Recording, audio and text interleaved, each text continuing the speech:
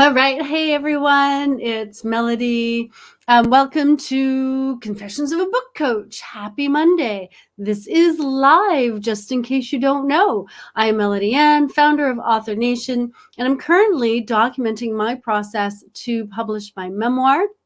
If you are just starting out, there are 8 more videos before this. Go check them out. I will put the beginning link in the description for you so you can find it there. And as always, I'm going to start off with what I did this week or just this past week. So what I said I was going to do is write my author profile and put it on my website. I did that. But of course, if you're writing your author profile and putting on your website, you probably want a book description. So I did that too. And you probably want a book cover and a headshot. So I did that too. So now I have a page with all of that up there, and I'm going to tell you more about that in a minute. But I actually want to start by giving you another beta reader update. I'm trying to make sure to give you a beta reader update once a week. Pardon me. Because this is an important process, and it can be, challenging for people their first time when they're going through the beta reader process. Like, what is this all about? And so I did receive more feedback from a beta reader. One beta reader made a comment about the book being young, and this beta reader was worried that this might upset me.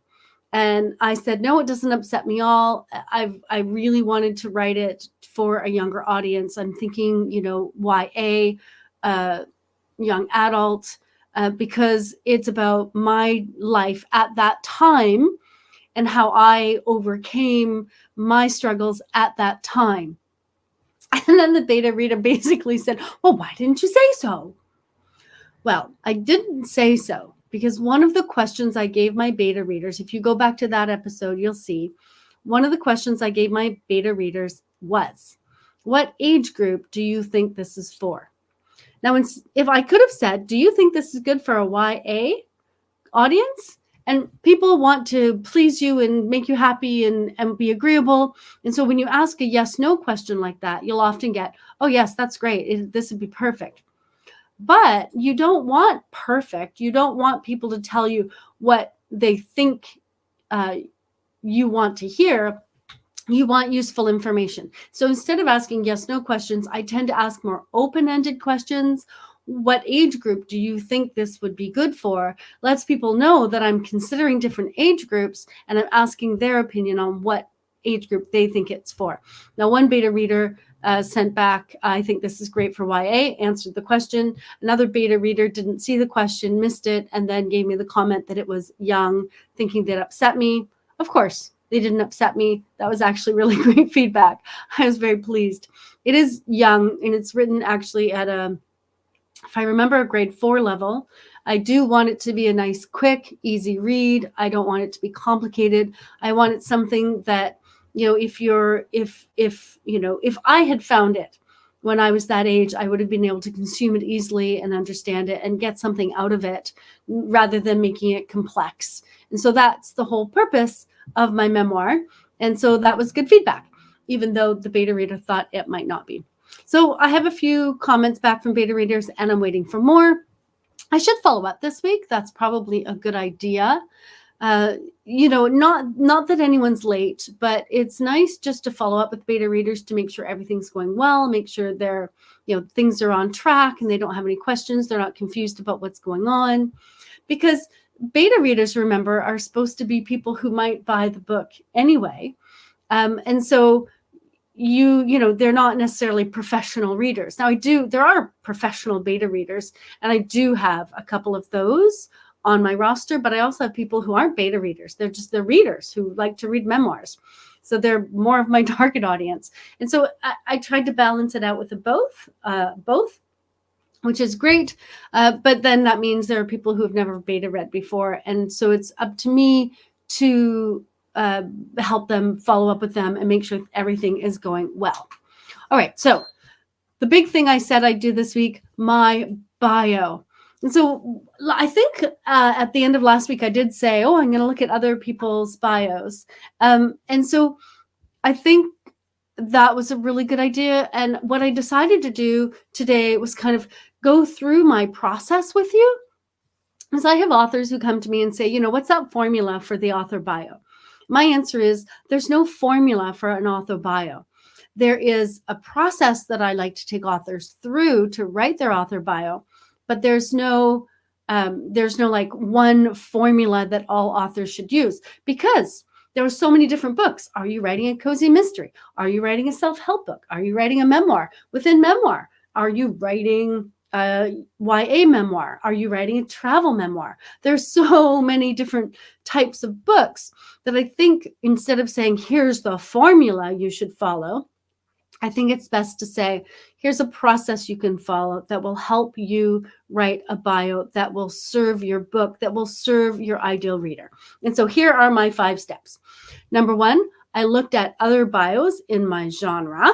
And when I say that, I don't just mean memoir. I mean memoirs written specifically for YA. So YA memoirs, if I can find YA memoirs talking about trauma, even better. I like to narrow it down as best I can.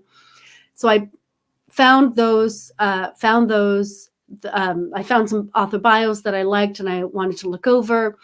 I could tell you what they are, but there's no point. The point is that I found something that resonated with me and I thought would resonate with my book. How did I find them is important. So I looked at books that won awards. I looked at bestsellers. I looked at the books that were in the YA memoir at the top of the categories in the online stores. And so I browsed through a bunch of them, narrowed it down to however many, 5 or 10, whatever you want. And I read through them. Now, so that was the first step. Found other bios. This is how I found them. Step 2, I read through them. Reading through them, I decided what type of information I want in my bio. Now, this is really important. When I was reading through the bios, I was looking at them from the perspective of my ideal reader, not of somebody who might give me a book award or a reviewer who wants to know my writing history. And there are bios out there. If you look, there are bios, they'll say written for all of these magazines, and that's great if your ideal reader of that bio wants that information. So I wanted this bio to be written to my ideal reader.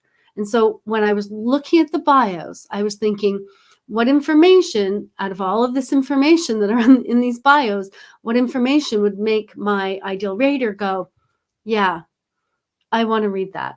And so if you're a youth in trouble, probably it's like, oh, he writes for the New York Times, probably doesn't care. So I picked out the bits of information that I thought would really speak to my ideal reader. So that was step number 2. I read it through. I decided exactly what my ideal reader might want to hear. Then I wrote my first draft. Now, when I write my first drafts, I tend to just write. I don't think, I don't analyze, I don't question, I don't judge. And this task was no different. And this is what I really suggest with authors and writers. Let things out. I wrote things down. I didn't think about the order. I just let ideas flow. I didn't think about whether the punctuation was perfect or the spelling. I just let it flow. And once it was all out, then I put it in order and I did a quick revision. That's step 3, right? Writing a first draft. Step 4, walk away. I left it alone. And I always suggest to people, just get away, forget about your writing, wait until you have fresh eyes, and then come back and revise from there. And this can be a reiterative process. So after I let it sit, I revised. And so I let it sit, I revised. I let it sit, I revised. I let it sit, I revised.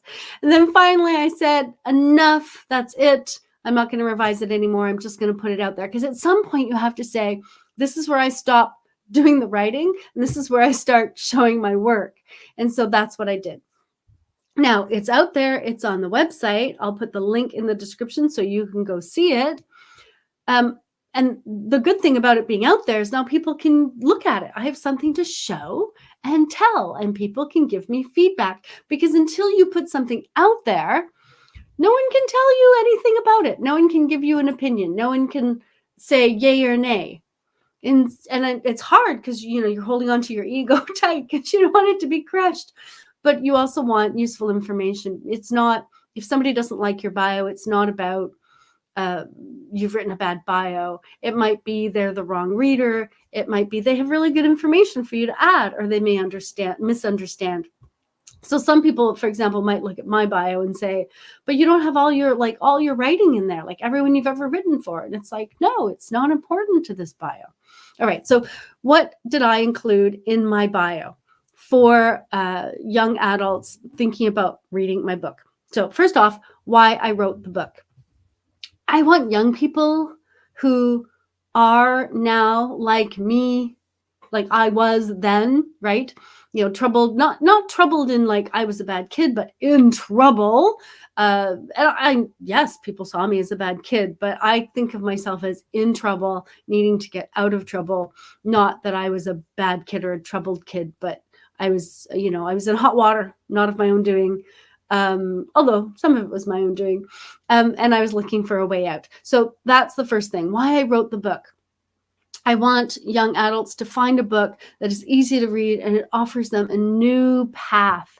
I want potential readers to know I wrote the book for them. That was my main aim in writing the book. So that's number one. The element I want to include is why I want people to read the bio and go, I understand why she wrote the book. Number two, what I do, and some reference to other writing, right? So this comes after why I wrote the book, and it does add some credentials. So if why I wrote the book is about my experience, similar to the reader's experiences, this section then moves past that to show how far I've come and, to let them know that, yeah, writing is my thing. I do write. And then 3 tidbits about my success, right? So I wanted something. In the third element, I wanted something personal. I wanted to offer a glimpse of my life now.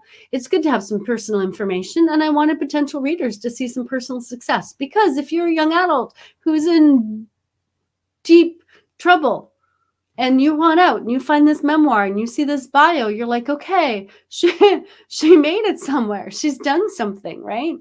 And that gives you hope, and it also helps you think maybe this maybe this book will be good for me. Too much bio talk. All right, so once I was finished writing my bio, I added it to my website.